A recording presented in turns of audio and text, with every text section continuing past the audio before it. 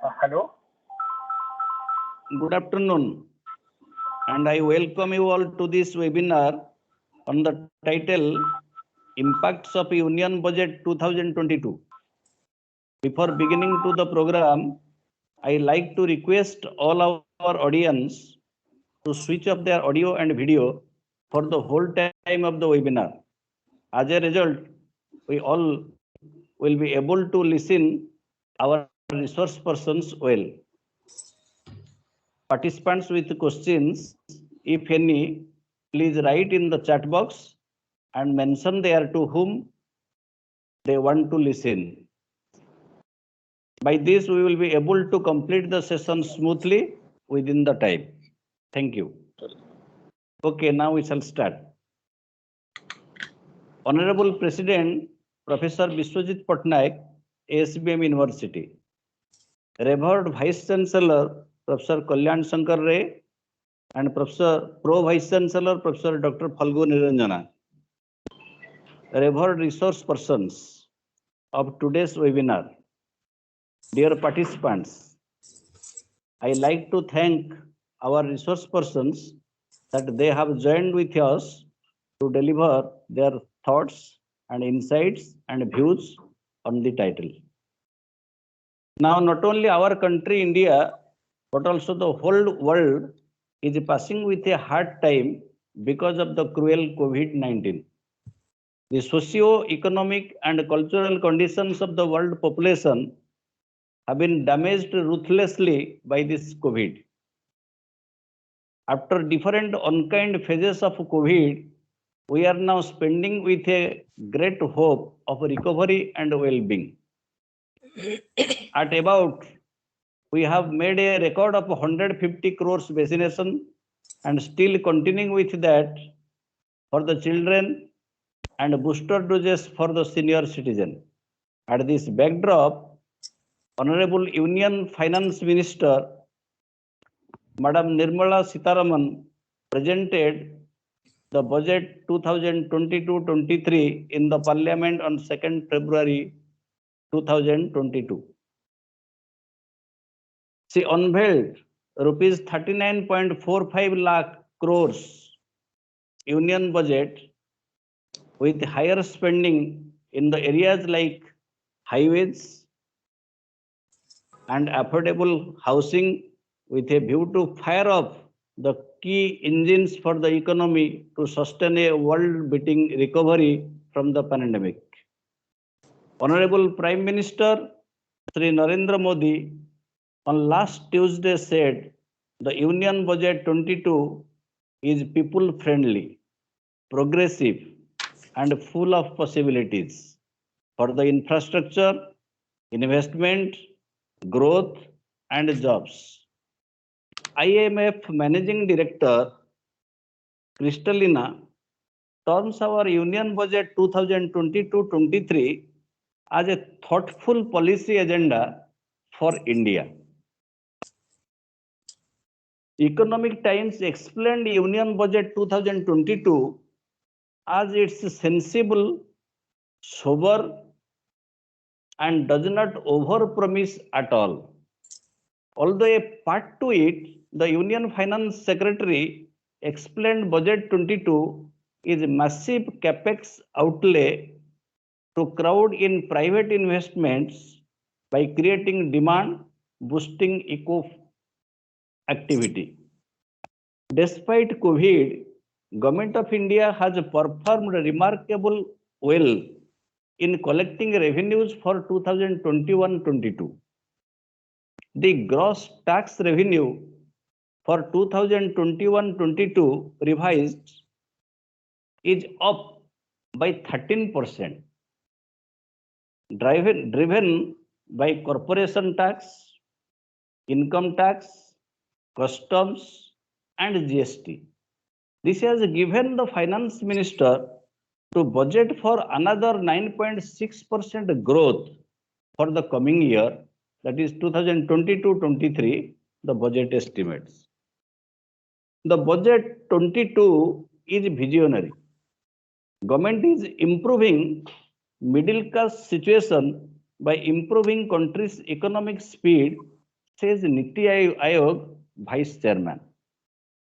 Apart to a positive remarks of a progressive budget, a numbers of criticism have also received by the current union budget, like budget 22 has no vision for the employment generation, said by opposition.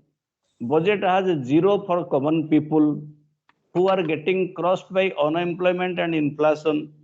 A budget for rich, most capitalistic speech ever read by the finance minister. Few top highlights of the budget 22. A big budgeted expenditure of 39.45 lakh crore. 2. New generation 400 Vande Bharat trains within coming 3 years under PM Gati Shakti. Capex target expanded by 35.4%. Dreams of a great digital India. No tinker with income tax slabs and tax rates. Steps on digital currency. RBI will issue 1 lakh crore financial assistance to states in 2022-23 to catalyze investment. National Telemental Health Program to be launched. A reduction in import and self-reliance in defense sector. Commencement of 5G spectrum in 2022-23. I will not take much more time on this. We have 3 eminent research persons today to discuss on this webinar on the topic. We have taken 3 eminent resource persons from 3 different sectors to give justice to this budget discussion.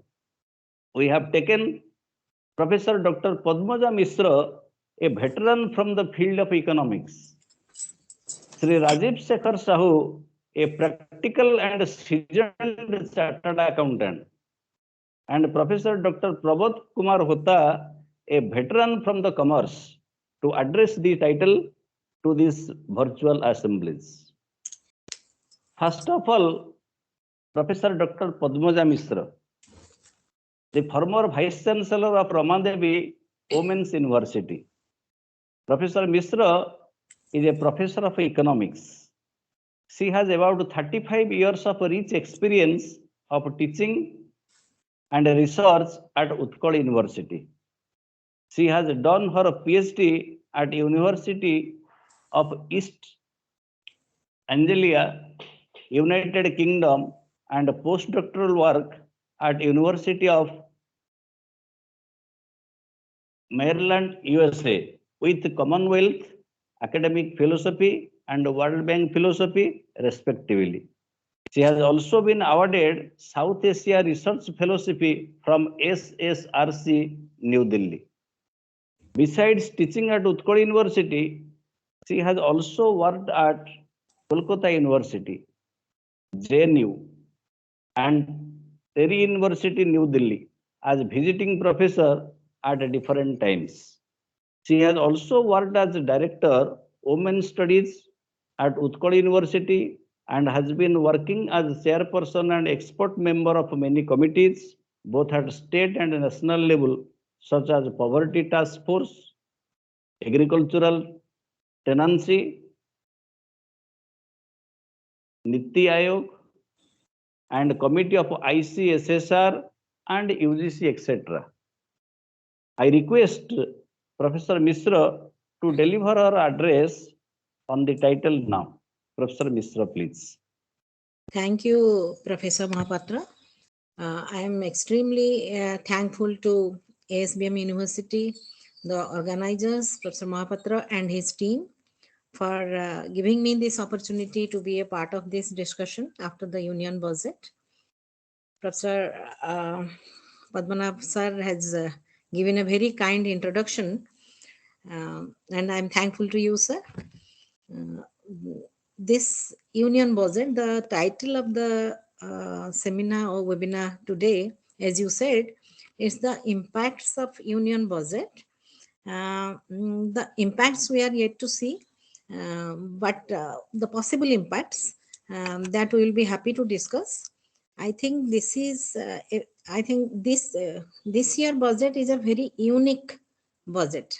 Every year after the budget, we discuss what is the nature of the budget, whether it is a good budget or bad budget, what will be the implications on different sections of the people. So all the what I say, possible impacts of the budget we discuss always after the presentation of the budget by the honorable finance ministers. But this year budget, why I am saying that this is a unique budget, because this is a unique time. The time at which this budget has been presented, all of us know that we have gone through nearly 2 years of the pandemic. The whole world has gone through it, and not only Indian economy, the completely all the countries, all the economies of the world economy as a whole have suffered a lot. It has been disrupted, and so many uncertainties have been involved. And this budget was being presented in such a time where we are recovering, kind of a feeling of recovery, that we are recovering from the pandemic problems. The economy has recovered and bounced back at 9.2% growth rate over the last year. That is what economic survey says. So three important things I will put the three important three P's, I would say, that was determining the budget, that was expected rather, that on these three P the budget will depend. One is the pandemic, another is the populism, because uh, 5 state elections are ahead, and the last is the policy. We were expecting to see what will the government think about the pandemic situation and whether it will be reflected in the budget. Then will it be a populist budget trying to win the elections, or will it be policy based purely? I will say that it is a policy based budget, as I could see that. Pandemic, it has not been discussed in the budget actually, because the economy has recovered. Now the Indian government and the Indian economy is geared up completely to take the advantage of this revival. As Professor Mahapatra said, that we have been having quite a good amount of vaccination. The pandemic looks like it is receding. We should not worry about whether the pandemic, the third wave, fourth wave will come back and it will create another havoc. It's a very optimistic budget. It's a big budget with a big capex. It's 39.45 lakh crores of budget with a big nearly 10 lakh crore of capex.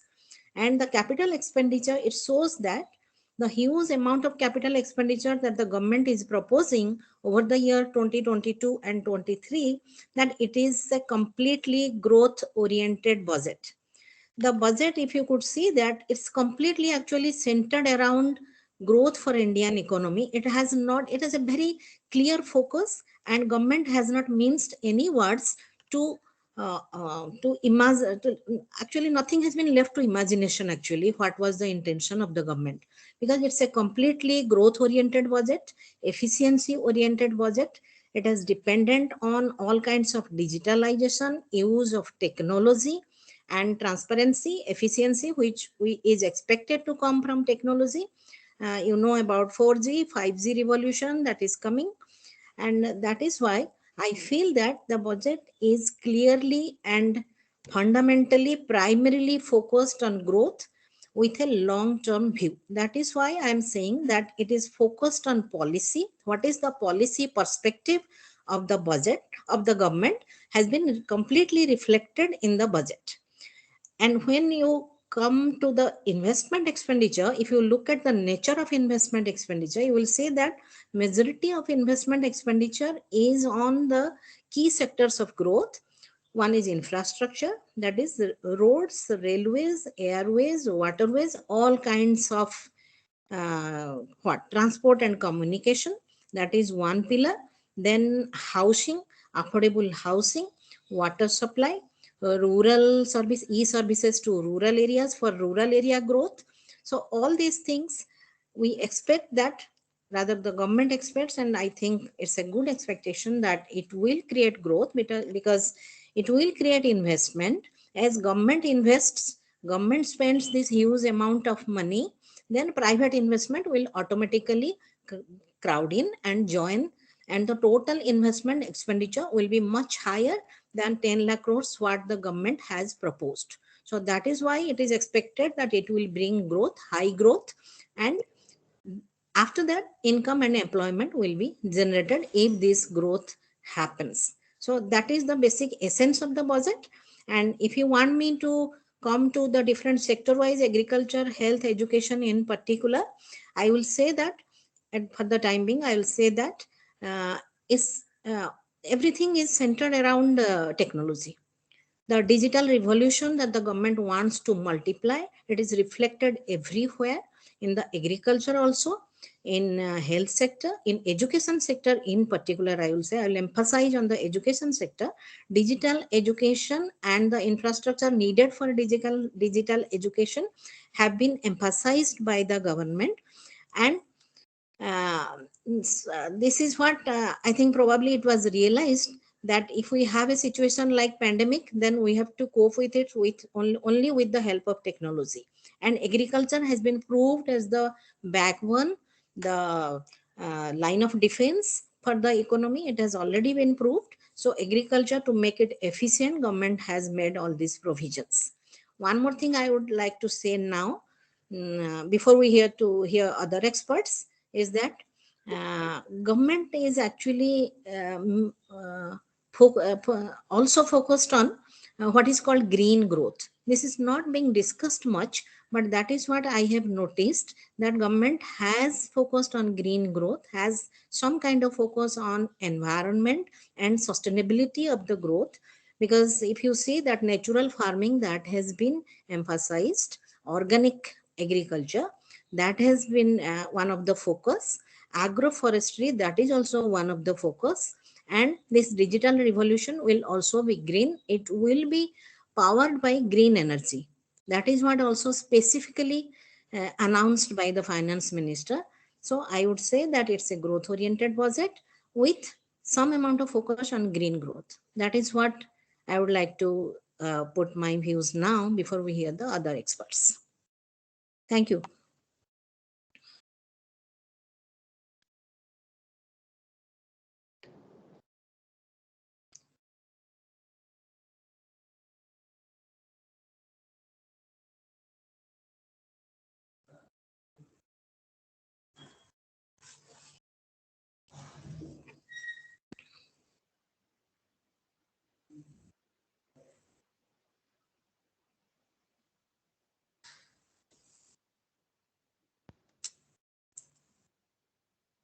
Hello, am I audible?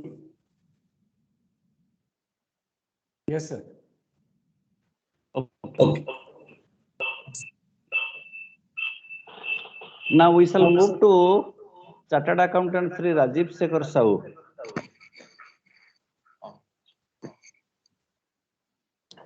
Sri Sahu is a practicing Chartered Accountant.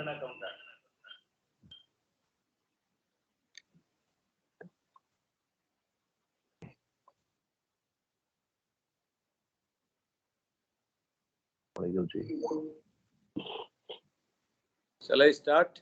Sri Sahu is a practicing Chartered Accountant, and he is one of the principal partner of SRB and Associate, a leading accounting and auditing firm of the country. He has extensive experience in oil, power, infrastructure, urban development, education, banking, metal, and mining. He has been exposed to all these above sectors and has made meaningful contributions. As an auditor, he has audited a large public sectors like NALCO, Oil India, Haldia Petrochemical, and central statutory auditors of the banks like Bank of India and Andhra Bank. So from this description, all our participants can understand. So his experience and his technical and professional knowledge, particularly for this budget, because he has audited a number of Indian national companies and banks, so that a better known person, particularly in the field of economics and finance and budget.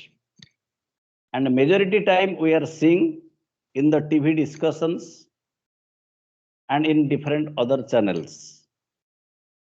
Sri Sahu is associated with different corporates, and he is also holding the position of a director of the corporates of the different sectors. I request Mr. Sahu to deliver his address on the title now. Professor Chartered Accountant Mr. Sahu, please. Thank you, Professor Mahapatra.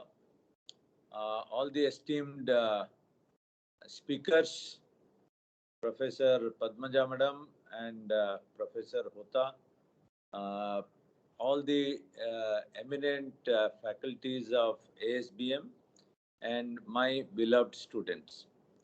I must tell you at the outset, for students of present generation, unless somebody has keen interest in subjects like finance, budget, this will be an extremely boring subject.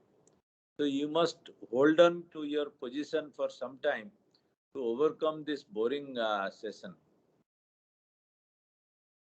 Budget is explained as the statement of future economic path, the roadmap for the future, or a matter of receipt and payment of the government income, borrowings, and the expenditure under various heads. Now, to understand this, a small background I must give, and I will limit my discussion to leave more opportunities for the students to ask questions, because the one-sided lecture could be boring beyond a point. Number two is, what is the size of our budget? Our budget size is 39.45 lakh crore. And out of that, our own earning is roughly about 20 to 23 lakh crore. About 14 to 15 lakh crore is by way of borrowing. And this borrowing is at the level of 6.4% of our GDP. And how much we can borrow? Our borrowing has already reached 60% of our GDP.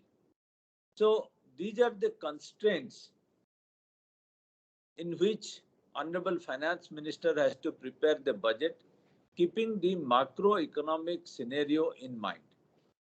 As Professor Padmaja also rightly said, that this budget has come at a very difficult time.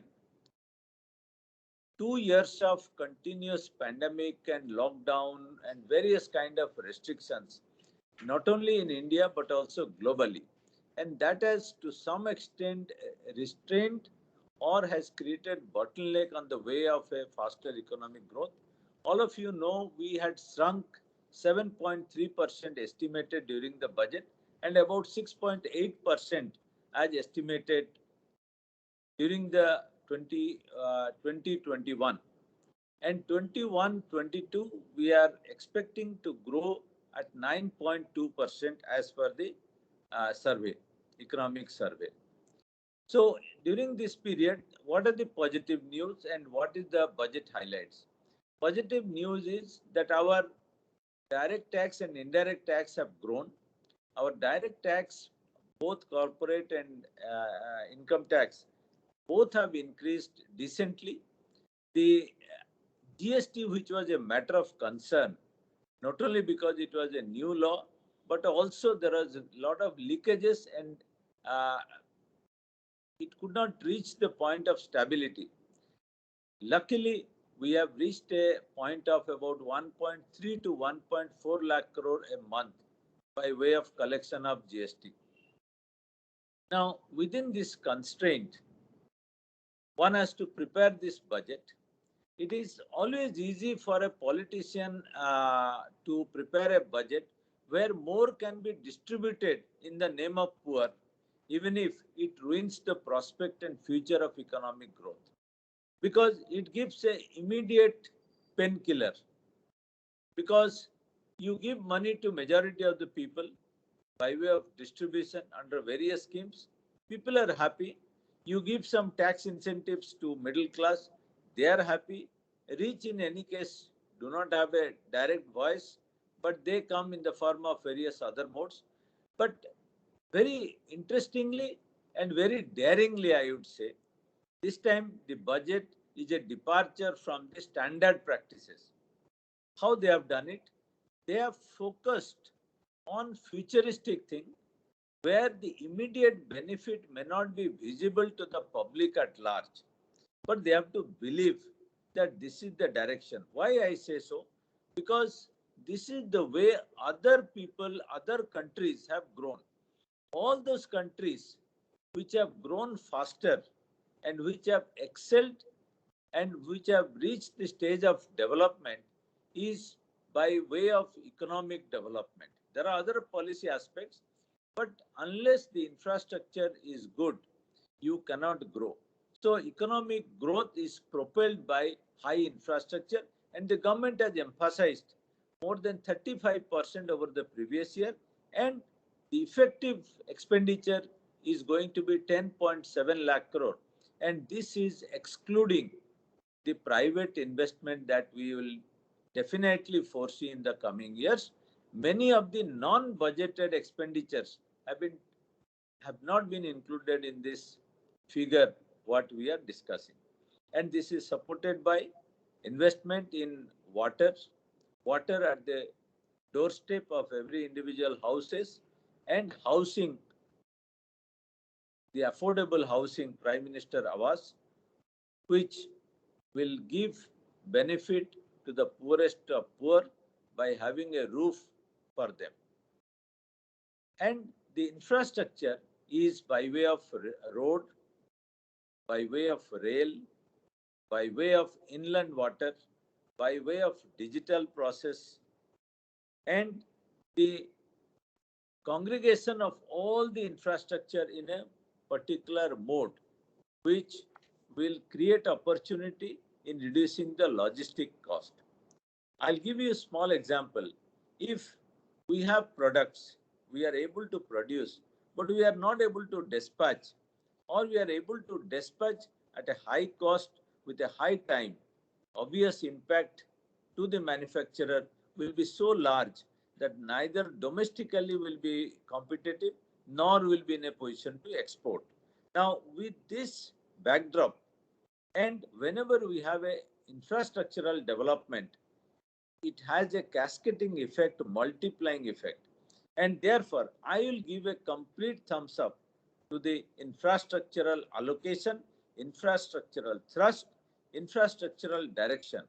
My only worry is the logistic to be provided for the infrastructural support, money to be provided for the infrastructural support, and the inordinate time that is generally taken for the infrastructural development, which this country has been suffering time and again against some populist action by government and people.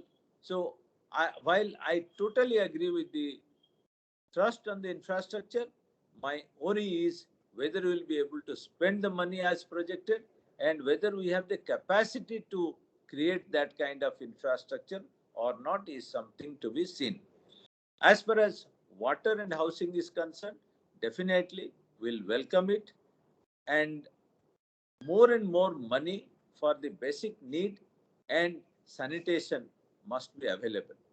In addition to this, the budget has provided a very long pending overdue of things, which is there. We have not exploited the inland water facility which we have. And please remember, in the past, in the ancient India, it was the waterways which were the mainstay of our business. And instead of overcrowding the road sector, rail sector, in any case, we are all suffering by constraints of infrastructure. The inland water will create a definite alternate ways for transport, especially the bulk transport, and this will also enhance our export by connectivity of these inland water connectivity to the ports. Now, this is about the positive side, and at a time when 5 states are facing election, the government dared to, I use the word dared to, ignore the 5 elections and has emphasized on the infrastructure, the digital process, the digital India, and the visionary process with which we need to develop and grow. And I am quite confident if our infrastructure thrust will be there, then automatically we'll go at a much faster rate than what we have been growing possibly in the last couple of years. While I say so, there has been a couple of criticism. I'll just mention few of them, that the middle class has been ignored.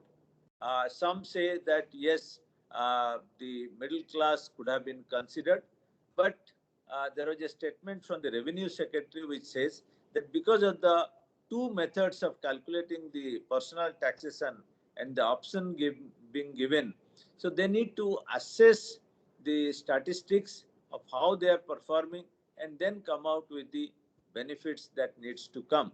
But I can only tell that excuse may not be very convincing, and we need to tag it or connect it with the inflation. And middle class is one who should not be allowed to suffer, because they are the spender. They spend money, they create surplus, they create savings. So more money in the hands of middle class is always recommended, and taking care of the middle class will always be good for the economy. Having said so, it is also felt that huge infrastructure, digital infrastructure creation, banking facility created, and the way the technology companies have been increasing, I think middle class has been benefited, especially the higher middle class has been more benefited. Second criticism is the size of the budget.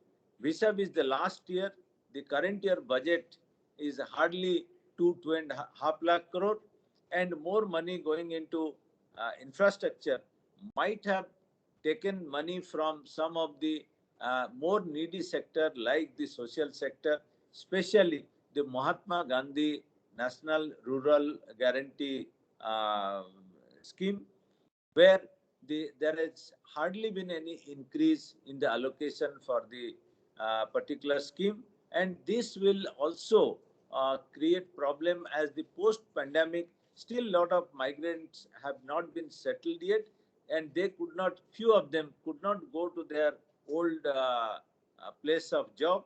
And this needed some higher allocation for NREGA. And it is also said that the revised budget may bring in higher allocation, as it has been always the case.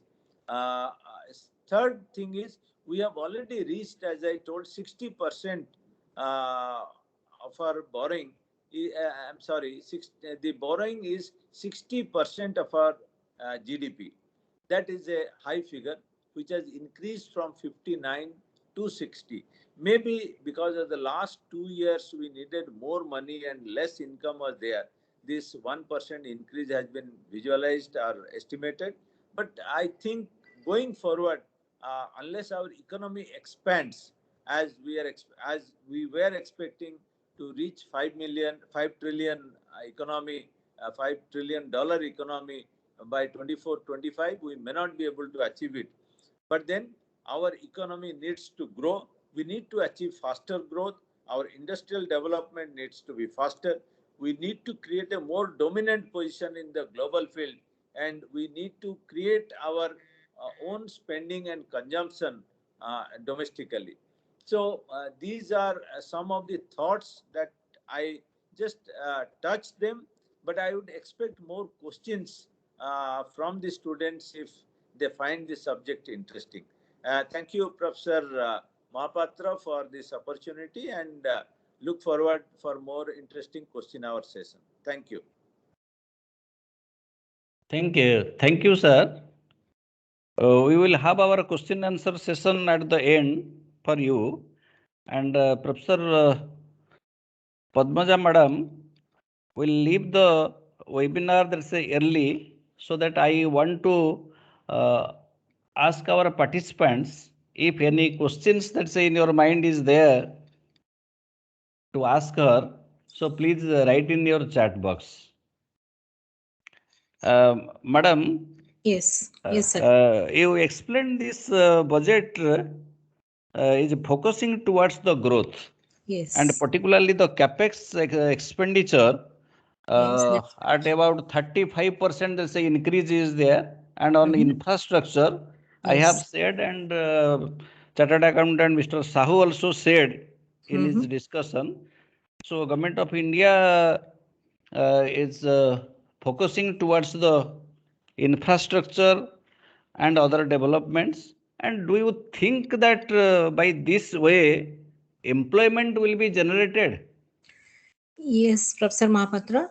What I mean to say is that it's a growth oriented budget. Infrastructure expenditure is aimed high. If infrastructure generation work will continue, then it will definitely create employment and income, but that's a matter of time. Inflation, infrastructure like roads, particularly railways, roadways, they have long gestation period actually. They take a long time to be complete. So employment will definitely be created. It's a very good way of creating employment and income generation as well, therefore. But it is not an immediate solution to unemployment problem.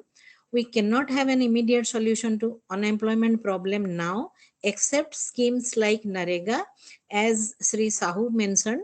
I also add on to that that there could have been another similar scheme like Narega in the urban areas also for urban poor, because Narega is for rural poor, employment guarantee.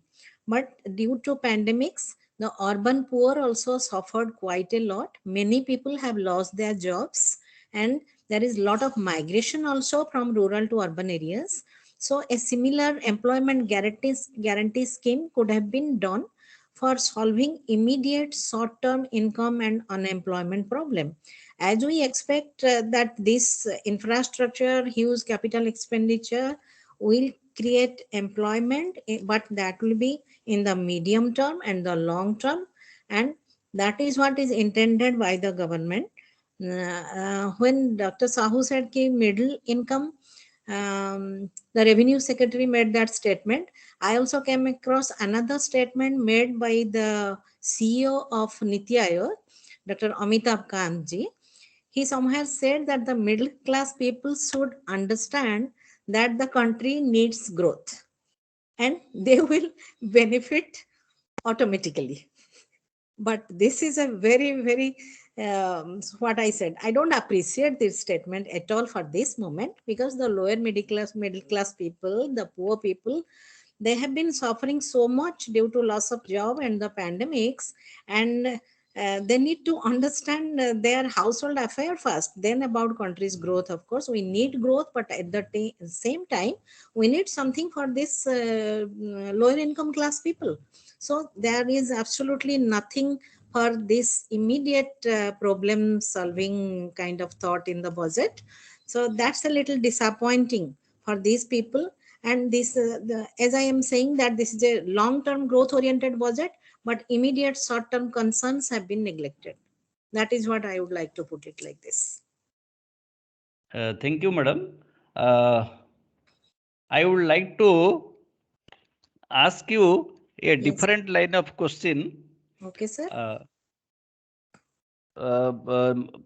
Finance Minister has said that for one classroom, one TV, Right. and from 200 channels, Mm-hmm. it will be projected, and in different language, the students will learn digitally. Right. Okay, Mm-hmm. and few other there's focuses she has also given for this education sector, and Right. under PM Vidya Right. will be expanded from 12 to, that's a 200 TV channels, and a few others she Okay. has also mentioned.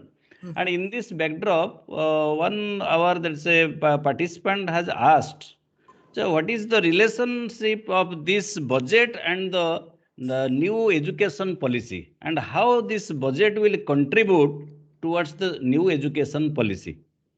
It's a very good question actually. I thank the student. They are so aware of this budget and relating this to the education and new education policy. What you said that the budget announced so many things, not actually so many things, it's only digital education. Government has focused, as I said, I have been saying that the government is completely focused on digital technology. And in education also, government could only focus on digital education because it was realized during the pandemics that due to lack of digital infrastructure, we lagged a lot in terms of education, providing a effective learning atmosphere to the students. Because of this, that is why government realized that the education scenario should be digitalized very efficiently and very fast also, because online education is here to stay.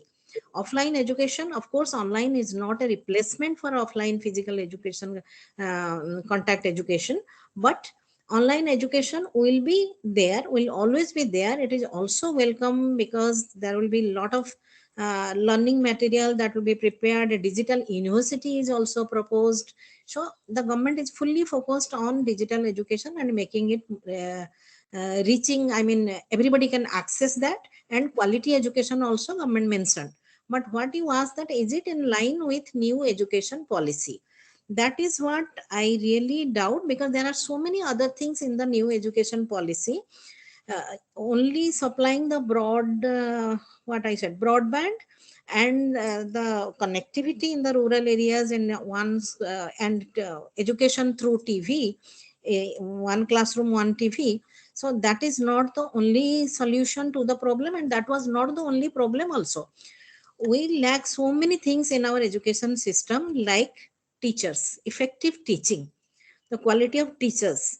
In this budget, there is no allocation on teachers training. We have teachers training, whereas new education policy puts a lot of emphasis on teachers training.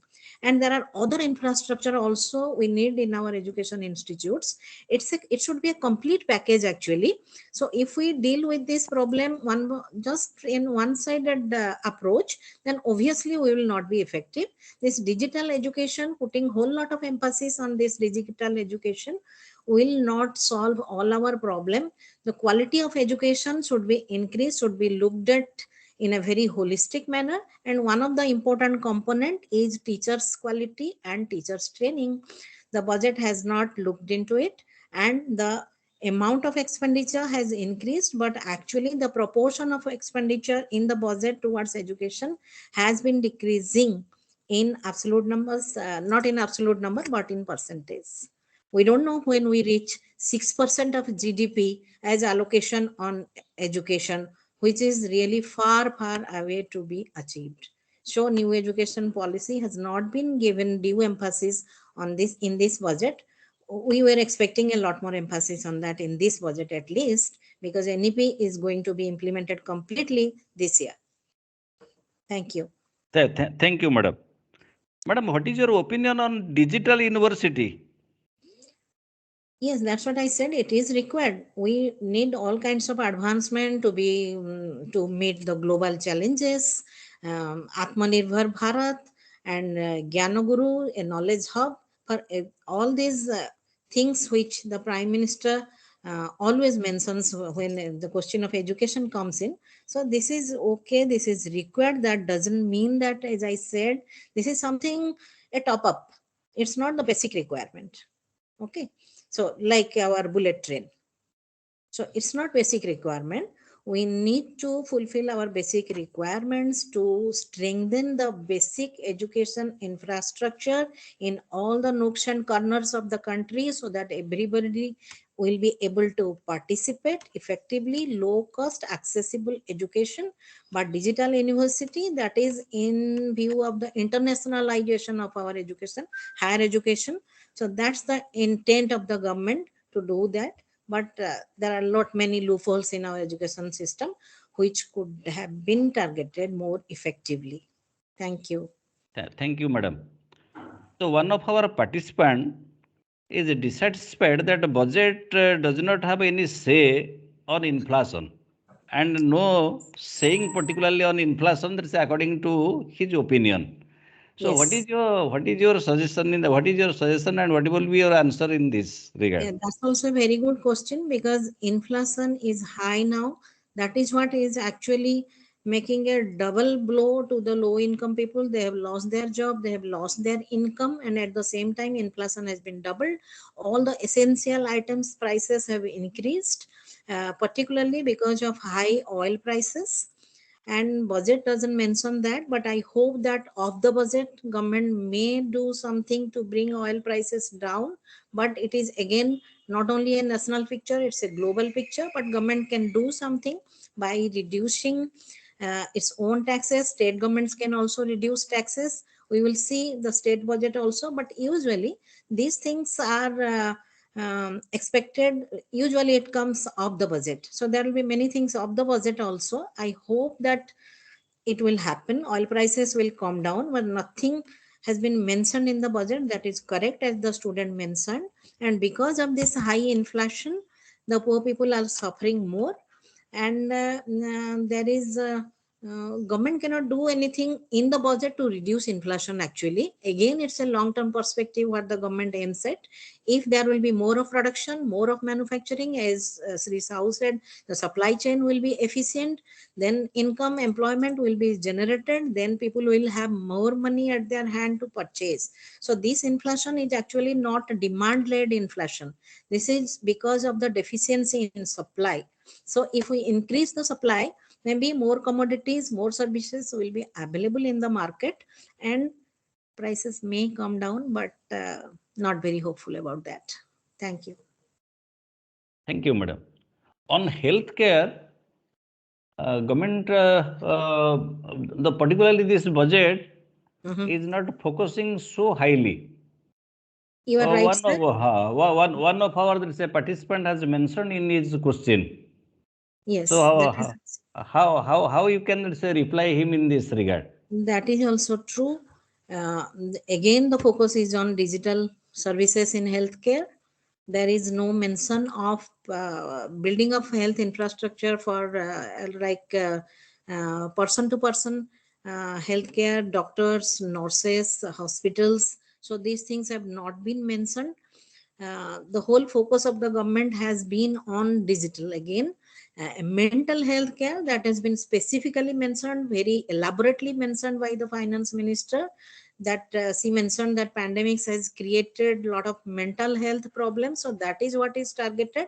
But general health, nothing has been talked about by the finance minister, which is actually a big disappointment, because the pandemics has exposed the loopholes in our healthcare system, and those could have been could have been stitched from the very beginning, from the very ground. We need more health personnel actually, and that has not been mentioned. That is again another disappointment. Hope this will Okay, come in the next budget. okay. Thank you, madam, very much. Thank you so much for this Uh, opportunity in participating. I'm sorry, I'm taking leave of this group probably in 5 minutes. Um, so I'm again okay, thankful to all of you. okay, okay, madam. We are very much thankful to you. Last year, you have also come to our that's a budget discussion and very good that's a thoughts and your views that you have shared. And this year also, you have touched different points and very successfully you have answered our participants' questions. Thank you, madam. Thank you, I'm madam. grateful to all of you, sir. Thank you. Now we shall request Professor Prabodh Kumar Hota. Uh, Yeah, I am here. okay, sir. Uh, Professor Hota is the professor and head of the PG Department of Commerce, Utkal University, and Dean of Faculty of Business Studies, Utkal University. He is the chairman of Board of Studies and DRC in Commerce of Utkal University. He is a member of Academic Council and BOS in Utkal, RD, Revensa, RGU, Birla Global, Barampur University, GM University, and many autonomous colleges. Professor Hota is deeply involved in teaching and research of banking, finance, statistics, and financial services. Apart from this, he is regularly participating as expert members in various TV shows, radio talks, and panel discussions. I hope that Professor Hota will give justice to this budget discussion. Now I request Professor Hota to deliver his address. Thank you, Dr. Padmanabha, for your invitation, particularly to this allied group of budget discussion. Esteemed members of the webinar, like Director ASBM, Professor Patnaik, Vice Chancellor of ASBM University, and former Vice Chancellor Ramadip University, Professor Padmaja Misra. My respect also goes to our respected Rajiv Sahu, famous chartered accountant, and other dignitaries sitting here, and all other lovely students. It is a nice occasion. Actually, I'm out from Bhubaneswar. I'm on the road. I'm with my mobile. I'm connecting to you. So there may be some problems in maybe some sound disturbances, etc. Please, I'm sorry for that, but I will try to connect with you as far as possible. Particularly, I think I am audible to you all. Yes, sir. Yes, sir. Okay, thank you. Okay, so what is a budget? Budget is nothing but a sheet of your expenses and your expenditure and your incomes. So what will be your expenses in the next year and what will be your income in the next year?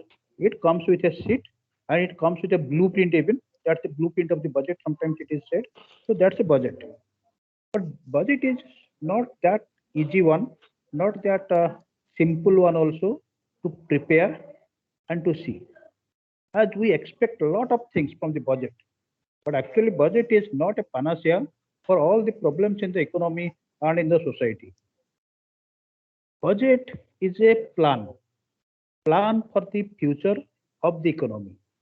As our Prime Minister Modi has already been said that this is the 75th year of our independence. So 75th time budget is being presented here. And we are looking at where India will be at the 100th year. And he is saying that from the 75th year to that 100th year of vision, he is calling it a what is Amrit Kal. So in the Amrit Kal, we have to do lot of hard work so that at the 100th years of independence, India will be transformed into a developed country. That is his vision. So when we have got a vision, one will mindset that India will be a developed country in the end, we have to prepare ourselves for that. So in this 25 years of ahead journey, this year's budget only a small part of that. We have to prepare ourselves to become a developed country. So when you want to be a developed country means your infrastructure has to be transformed, your education has to be transformed, people have to be transformed, knowledge has to be transformed, everything, agriculture, industry, everything has to be transformed. This is a must. And this budget tries to do something regarding all of this. Particularly in this budget, Prime Minister Modi has emphasized on the infrastructure development. He said that it is the Prime Minister Gati Shakti. And he has allocated the maximum amount of money for this PM Gati Shakti. And allocated, I think, 7.5 lakh crore, but in effectively, it is becoming 10.62 crore. So 10.62 lakh crore. And that's maximum. And when this amount of money is being invested in the infrastructure, basically on the railways, airports, and roadways. He has given emphasis on these things, and particularly new types of trains, like say Vande Mataram 400 Vande Mataram trains will come, airports will be repurposed, and world-class stations, platforms will be developed. The roads have to be new roads, expressways have to be built. So when we say the employment for the poor people, actually the infrastructure employs largest number of low class, but poor class of people. No other sector can give employment to that many people as for the infrastructure. So the roads, the bridges, the airports, they give employment.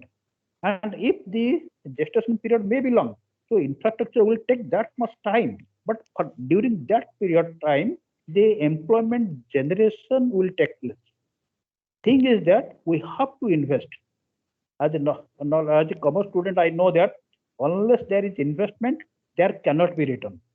So if we have to invest in infrastructure a lot of money, we will be getting the return for a long time to come, and with 100 years of independence, this Amrit Kal we have in mind. And for that period, it is a requirement, basic requirement. Unless you have this infrastructure, you cannot see a developed country. So for other things, what is requirement? What is requirement is that India's education sector needs to be changed. Yes, there is a new education policy, but everything cannot be given to all types of students. So it is a knowledge. That's why instead of giving just a doctor chuck type of educations, what can be done? That it is visualized that digital education should be provided to all the school students, digital education. And that's why for this, the BSNL is being given improved empowerment, that their optical fiber cable will be throughout the countries, and maximum amount of money is allocated to BSNL. All the schools, they will have a TV sets, and there will be 200 channels through which the education will be provided to all the schools. It means that a type of quality education will be provided all the school children, and there cannot be mismatch. That means in one school there is quality teacher is not there, in another school very good teacher is being there, so that differences will not be felt. The same type of teachings can be given to all type of students throughout the countries. And when this is an addendum and the teacher is there to explain the things what is being there, the students gets a lot, and he will improve definitely if the student wants and the teacher wants. Yes, there may not be direct interaction. Direct interactions is important, and that helps a lot to the student. But the thing is that unless that is available to all the students, that is not very easy. So their substitute is digital education. Digital education is coming as a substitute to particularly to the classroom teachings. So exactly substitute also we cannot say, but this is the addition. And this can be used very well, particularly the remotest student can get the benefit of a qualified teacher of Delhi and Bombay in his own broken house school. And that means through this digital education, digital universities, you can say quality education will be developed. So Madam was saying that there is a lot of differences. Some more money should be trusted to this education sector. That is right. That's right. More money should be given to the quality teachers. But it is a problem. So you find that everywhere, so many times it is being tried, the training, quality, etc. But so far it is not possible. So unless that happens, till that period of time, let the digital educations that goes into the remotest past, so that the way a student of remote area feels, you can say student of Bombay, Delhi, or say Chennai Metropolitan also may be in the same area.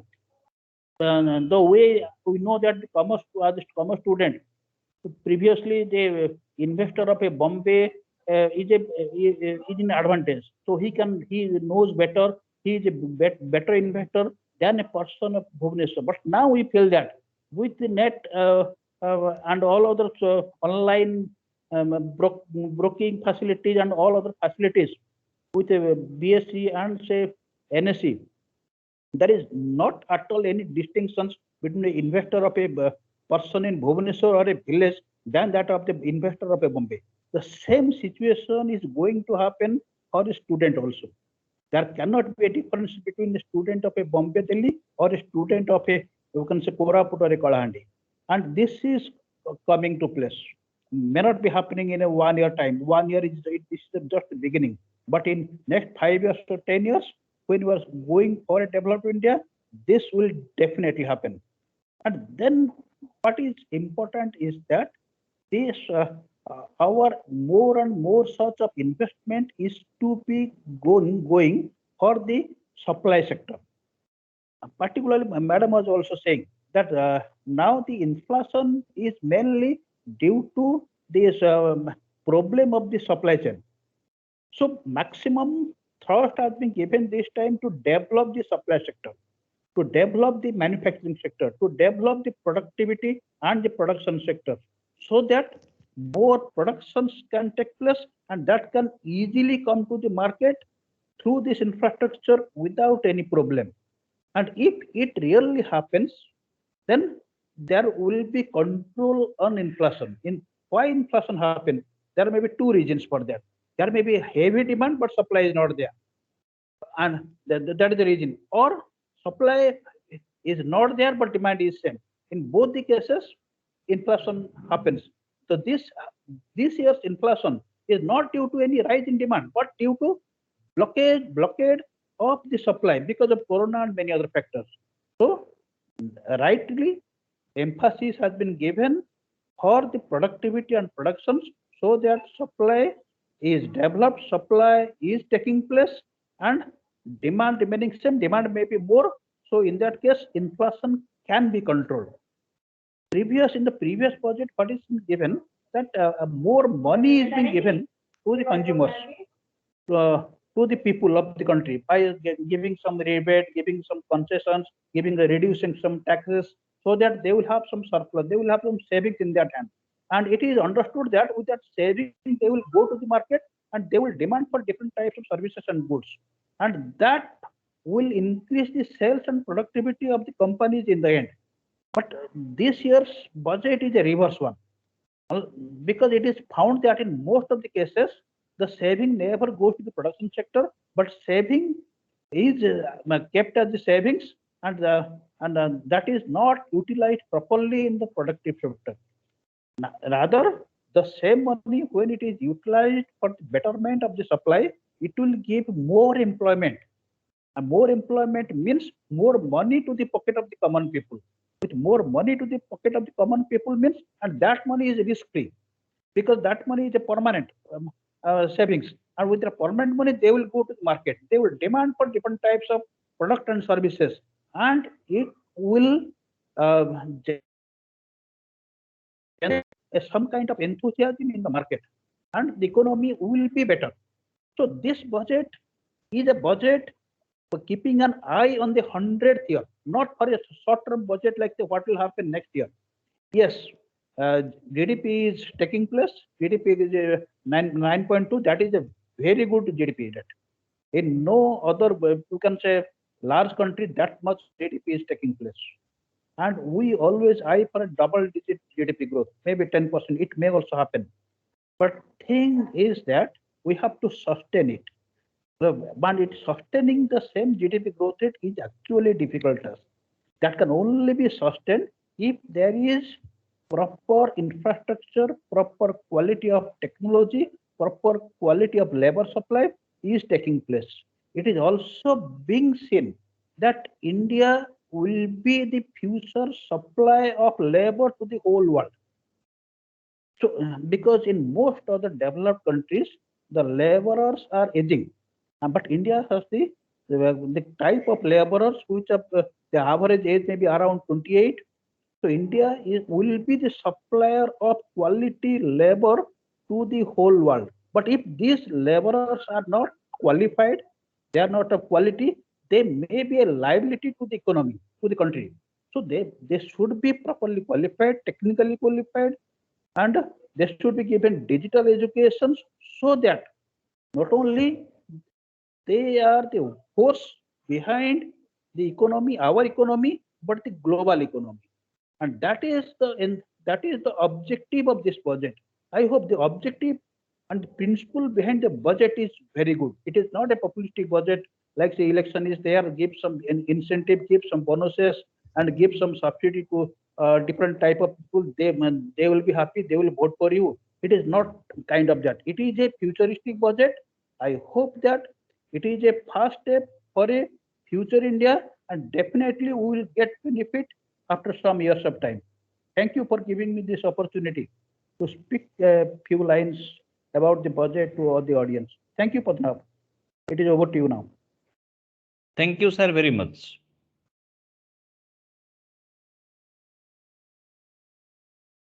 So we have received one question for Chartered Accountant Mr. Sahu, that how this budget will answer to the financial market, Indian financial market. I mean, I think this the participant is asking that how it will influence to the capital market. I hope so. I must congratulate the boy for asking this question. It's a nice question. And this will give an analysis of the entire market and the economic scenario. What happens? We have two schools of thought generally. One is investing in productive areas or giving more money as freebies or subsidy to the various segments. If you give more subsidy, that means money may not necessarily go into the productive sector. But if you spend in the tangible asset creation, obviously more material will be consumed, and infrastructural spending includes starting from steel, cement, the core sector, to the non-core sector in the process. So more money is in going to the infrastructure sector means more industrial benefit, more technological benefit, more digital benefit, and more technology-driven companies benefit. So obviously that is what induces the market to grow, to propel, and to get more capitalization on the share prices. So this is the straight answer that I can tell you. But otherwise also, the direction of the budget gives a thrust and emphasis which encourages market. Whenever, like I'll give you another example, whenever government comes out of certain sectors or certain companies, the market gives a thumbs up. That means there is more going to the public at large, more coming out from the government, there is more money available for the productive sector. So here in this budget, market has given a big thumbs up to this budget because they have supported the spending.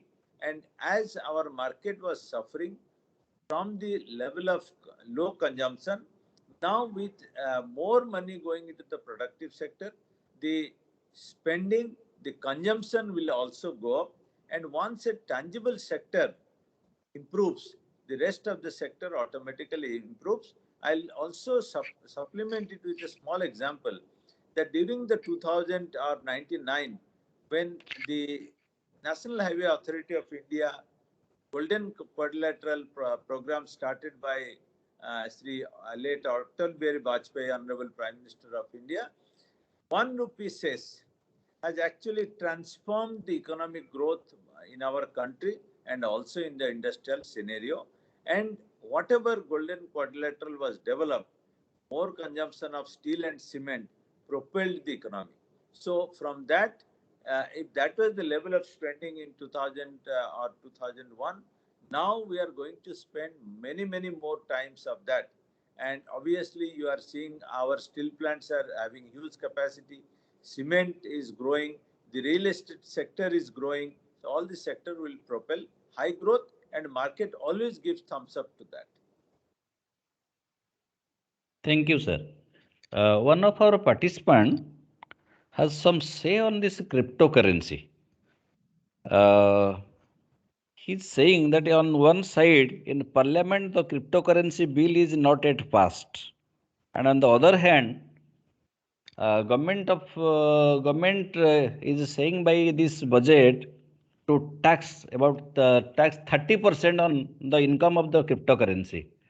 So, what will be your saying on this? See, till recently, RBI had literally banned it. And in fact, some people who are trying to propagate coming to Odisha about cryptocurrency, if you recollect the news, they were also arrested because crypto was considered illegal in India, and also to large extent there was a allergy to that kind of system. Government probably realized that it is very difficult to bring people out of crypto. So they had a twofold approach. One is post tax on the profit that they make. Second is create an alternate digital currency.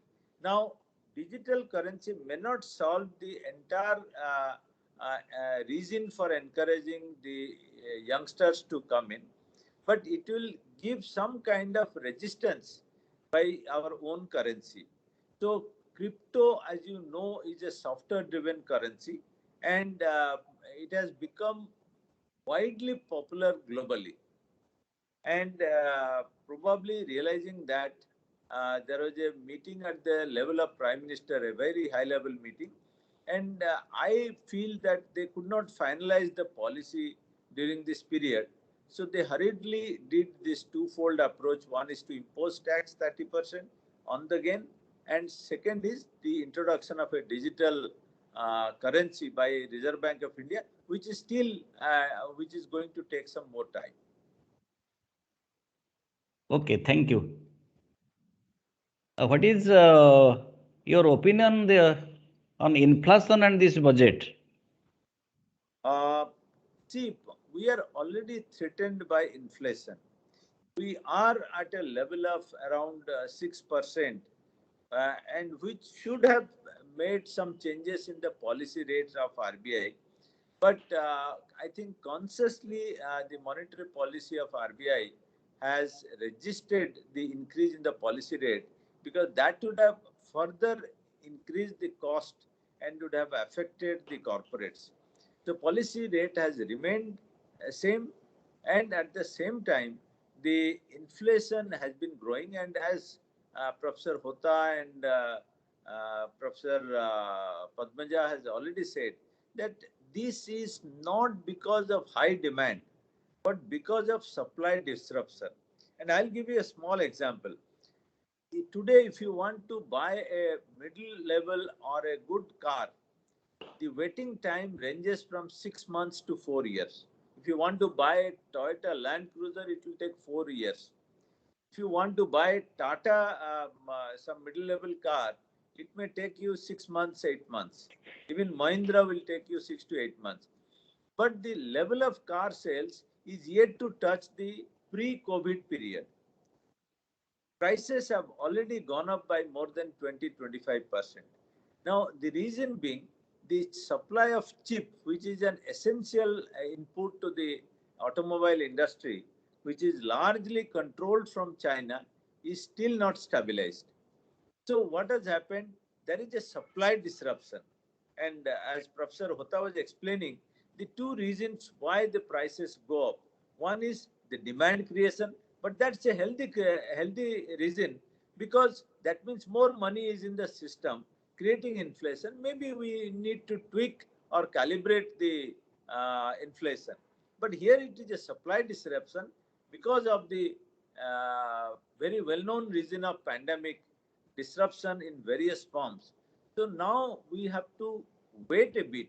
But I agree with Reserve Bank of India that increasing the rate might have affected, and especially at a time when the credit growth is very low. We need to increase our credit growth. That means more banking money should come into the business world, which is still suffering. Government has allocated 5 lakh crore in the process, and this money should reach the MSME also. So we go into more productive use of the money and more production, and simultaneously government should take care of more consumption, which may happen by more spending into the system. So inflation is there, inflation might increase, but to tide over the current situation, in my opinion, we should not be over worried about the inflation. Okay, thank you, sir. You particularly explained this is a growth-oriented budget and a progressive budget. Government is trying the budget is also, let's say, focusing for the infrastructural development, and its benefit no doubt will be received. But the budget is generally for one financial year. And when we are at the purge of the inflation, particularly the poor people, so what the poor people will get from this budget, because it is for a short period, let's say 22-23 like. Again, a very good question, and I always say in every budget we generally will focus how much subsidy, how much reduction in the rate, and how much tax benefit has come to people who are paying tax. We have to see the macro position of our budget in order to appreciate the gigantic task of carrying out or implementing or presenting a budget. I have told you that your collection, tax collection, is about 22 lakh crore. Your budget size is 39.45, and obviously your revised budget may go to 41 lakh crore. Now, your loan burden is already high, and it's on the increase from 59% of GDP to 60 plus of the GDP. That means you have a very small room for your borrowing growth. That is point number one. Point number two is, if you give more relief, obviously your tax collection will come down. In that case, you don't have the money. On one side, you can't borrow more. On the other side, you can only curtail certain expenditure. Where all you are going to cut your expenditure? Are you going to cut your expenditure on health? Certainly no. Nobody will agree. Are you going to reduce the expenditure on education?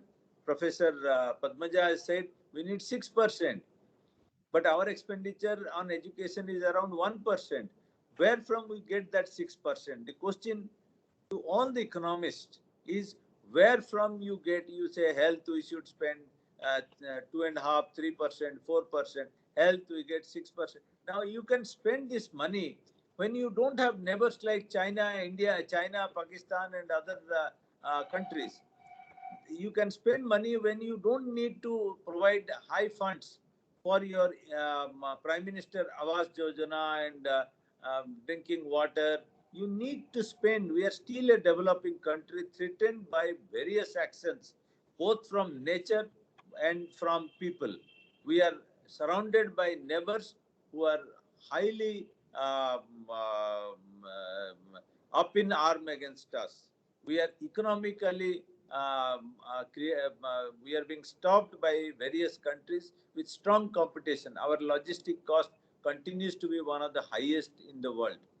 So at this juncture, we need to understand and appreciate that we give more freebies, our expenditure for the creative sector. We need huge funds for our electricity. We need huge funds for our infrastructure. We need to create the social infrastructure. Our urban situation is becoming beyond manageable position. We need to provide money for that. We need to create more smart cities. We need to create rural infrastructure. So amidst all these things, I will place it that please decide. When the opposition leader says, where is the money for supporting employment? Where is the money for giving free ration? Where is the money to increase the MSP? Everybody says Swaminathan committee has recommended much higher MSP. Now, please tell, where do you get this money? If every sector says we need more money, we need to pay more tax. And we are still not out of the mindset that we need to somehow suppress our tax to GDP ratio is again one of the lowest in the world. So amidst this problem, I would say a nice budget has been prepared, presented. and focus is on growth. This is not on a populist, this is not on a hypocritic side, but on a budget which you can feel the growth, we can visualize the growth, and we are already benefited by the national highway that has been created. Our mission started 20 years back. We are already getting the benefit. So I would say this is a growth-oriented, good budget. But again, I am little apprehensive about the capacity to spend. When the country as a whole is going to spend about maybe 15 to 17 lakhs crore total, taking into account the budgetary support, the state government support, the external FDI support, all these things we need to see. And inflation, again, has already been discussed, is we have some borrowed inflation, which is largely because of the petroleum sector. And government, again, there is caught that whatever $80-90 is the crude prices, they are already charging a very high tax. If they reduce the tax, again our development is affected. So we need to strike a proper balance. And I have always advocated that you need to stabilize this price.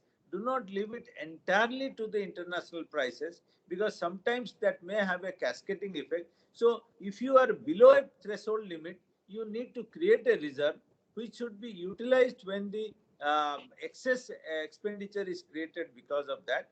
Because every time it is not a good idea to load the entire burden to the middle class.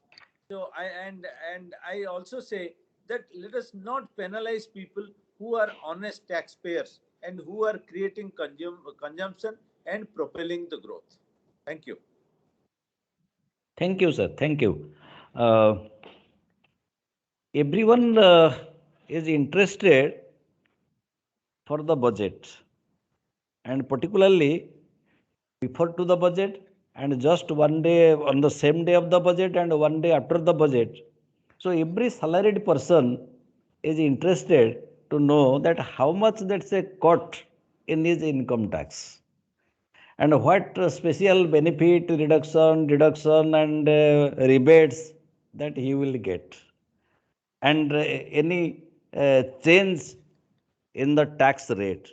But these things are not happened this year also. For the last 2 years, this tax regime is unchanged.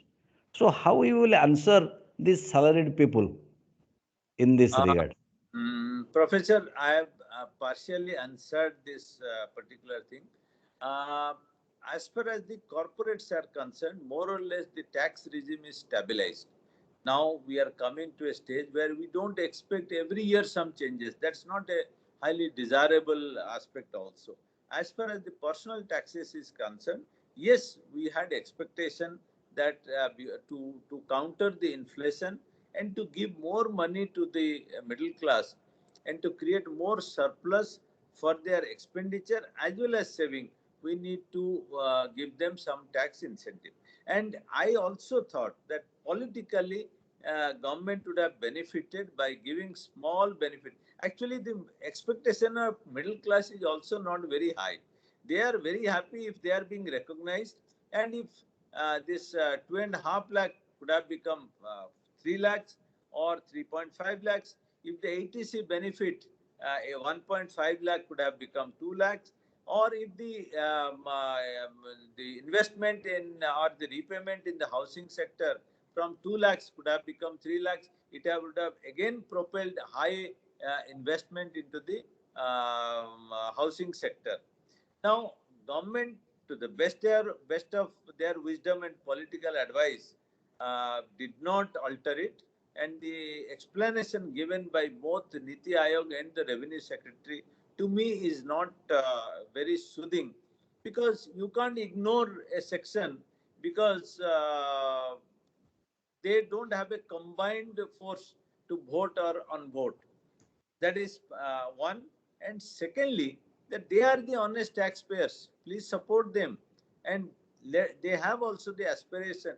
They create the new generation of talent. They create good intellectual in the society. So I think we have some responsibility towards them. And it has been unfair, if I am permitted to say so, that the tax benefits should have been given. And even if it would have cost government some 10-12,000 crores. I think government could have afforded the same and made middle class satisfied.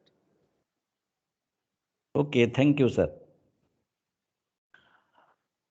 Now, one question to Professor Hota.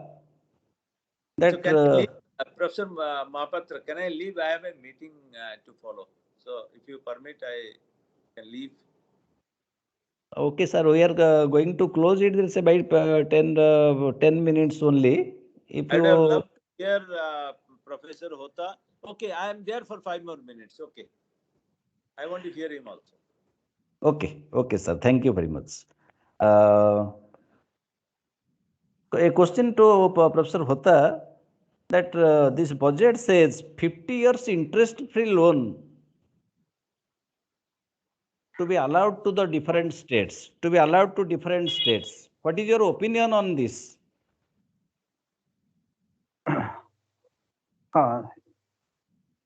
Thank you, Padmanabha. This is a very good question and also a critical one. So here in this case, my opinion is that the many state governments are cash crunch. They are not in a position to get some money for the investment of the infrastructure, particularly infrastructure.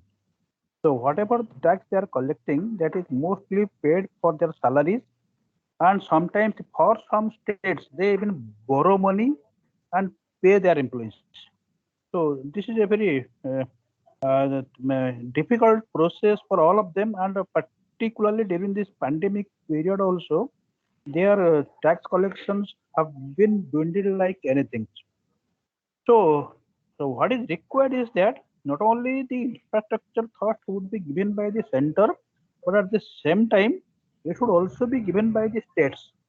So how the states will do it without provisioning the money, the money they have it. They do not have sufficient money for the development of infrastructures. That's why for this purpose, the central government in this budget, they have provided that some interest-free money will be given by the center, particularly for the purpose of development of infrastructure. That's why with this thrust, the Sitaraman has said that infrastructure budget is not 7.5 lakh. So with the money that will be given to the state government, it may increase to 10.622 lakh crore. So it is a both way thing. So in a federal structure of activities, okay, if it is not a double engine type of things, so both the state government and central government try at the same time, then the engine economy cannot run, I can say, at a speed rate. So the thing is that many responsibilities are also for the state government. They have to do a lot for the development of health sector, in education infrastructures, their own roads, buildings, infrastructure. They have to do it, and that should be covered. And I think they should be happy that to some extent this government has given some money, interest-free money, that they need not worry about the interest. They only about the return the principal. Even I feel that even they will face difficulty in returning the principal even. Okay, it may be difficult for them. So anyhow, so this is an incentive to the state governments that they will take the money and they will invest it, not spend it. They will invest it in the field of infrastructures, so that the return will come to the poor people, that means employment generation will come, and ultimately the new investments they will attract from FIIs, from FDIs in different ways, and that will further propel the GDP growth rate and other type of growth rate in the country. So this is mean for growth rate, for infrastructure, for the development, and this is required. Okay, I think this is required very much. So particularly the state governments, those who do not have much surplus in their budget, and they will be happy by this budget, even if they are not saying that political. They are saying that it is not. It is a bad budget, and I think instead they feel happy that they are given something which will help them a lot. I think that is the purpose of this 50 years tax concessions to all the state governments. Thank you, Padmanabha. Okay, thank you, sir. The budget focuses. Any other question for me? The budget focuses finance startups to be incentives to aid rural enterprises.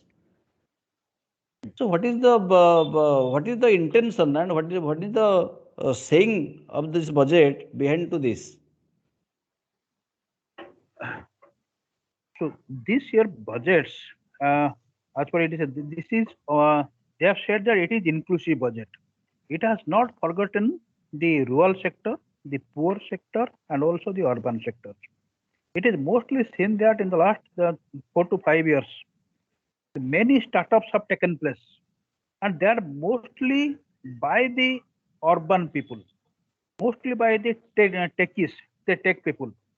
But there are a lot of talents are there still in the rural areas, in the villages, by this, you can say, school dropout students. They have the technology, they have interests. They can also do some wonder, provided they got the right incentive, they have got the money, and they have got the encouragement.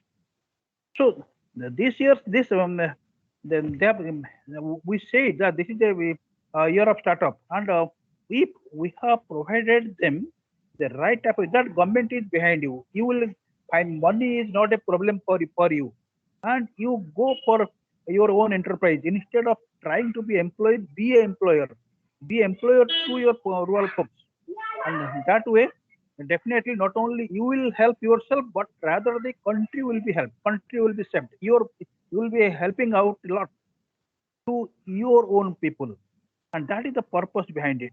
It means encouraging the rural people for entrepreneurship and for startup purpose, and changing their mindset instead of being an employee to become employer in future. That is the purpose behind it. Thank you. Okay, thank you, sir, very much. Now we will come to wind up our session. Professor Mishra, Padmaja Mishra, madam. So she explained that this budget is a growth-oriented budget, and the budget focuses on infrastructural development, and as a result, employment creation will be there, and overall there's a development will be possible to the country, for the country. But she was certain dissatisfactions on this healthcare and education. She said there is nothing about the teachers' education, and only digitalization budget that is focused. Nothing said about this, and to this new education policy, the budget will not, let's say, give much more. And on healthcare also, she could not, let's say, satisfied herself. She said that it is not sufficient enough. But anyhow, she told that this one is a growth-oriented budget and gives more focus to this infrastructure development, so that employment creation will be there. And Professor Hota also explained that this is a growth and a progressive budget. One good point that he has marked, that there will be no difference between the students of the metro and the students of, let's say, our KBK, because sitting at the home, so from various learned teachers, experts, all the students throughout the country will take the benefits, will listen from the learned teachers, and they will be benefited by this, by PM E-Vidya Yojana, and the poor laborers will also be benefited. And his strong opinion and remark is, when the infrastructural development will be there, so very fast it will give benefits to the poor laborers, and immediately they will get the work and they will get the money. So purchasing power will also come to them so that they can fight with the inflation and they can maintain a good and sound living. And it will create employment, infrastructural development will be there, so that directly and indirectly it will create employment. And Professor Hota so focused that this one is a progressive budget. And in the same way, Chartered Accountant Sahu also explained that indirectly it will also control inflation will be there, but people will be ready to face the inflation and more production will be there, more supply will be there, and the purchasing power of the general people, I mean from rich to poor, will be benefited. And as a whole, the overall development to the country will be there. And with this, we will wind up this session. And thank you very much. I would like to thank Professor Padmaja Mishra Madam, Chartered Accountant Mr. Sahu, and Professor Hota. Very nicely, they have presented their thoughts, views on the title Impact of the Union Budget, and very successfully and very rightly answered all the questions of our participants, and all also mentioned that this budget is something different from the other budgets, and it is progressive, and it will lead India to a great position in the future and a futuristic budget. I would like to thank our President, Professor Dr. Biswajit Patnaik, and our Vice Chancellor, Professor Kalyan Shankar Ray, and our Pro Vice Chancellor, Professor Phalgu Niranjana, because of their continuous support and grace, we are able to conduct this 48th webinar. And till now, under our ASBM platform, we have thrown 48 webinars on different sectors. And very soon, on 12th, we are also coming with another webinar. Thank you. Thank you all.